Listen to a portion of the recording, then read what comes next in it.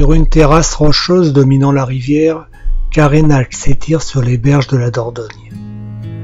Le site est occupé depuis la période gallo-romaine, mais c'est l'abbaye de Cluny qui en fait sa renommée en y fondant un prieuré en 1047. Le village a conservé son aspect médiéval où chaque pierre raconte une histoire. Carénac jouit d'un patrimoine religieux d'une exceptionnelle beauté.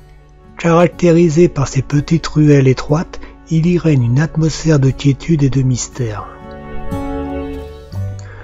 Du temps où il se nommait Carandénacus, Carénac était un village médiéval rassemblé autour d'une église dédiée à saint Cernin et dépendant de l'abbaye Cluny.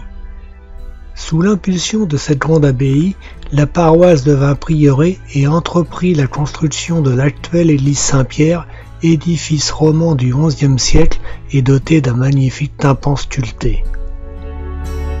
Après une longue période de prospérité, le bourg monastique fut ravagé par la guerre de Cent Ans avant d'être reconstruit à la fin du XVe siècle. Le village intégra ensuite l'art nouveau de la Renaissance. Le château des Doyens fut érigé le long du flanc nord de l'église au XVIe siècle. Il abrita de 1681 à 1685 le célèbre François de Salignac de la Motte, dit Fénelon, futur archevêque de Cambrai, qui choisit cet heureux coin de terre pour écrire les aventures de Télémaque, un traité d'éducation à l'attention du petit-fils de Louis XIV.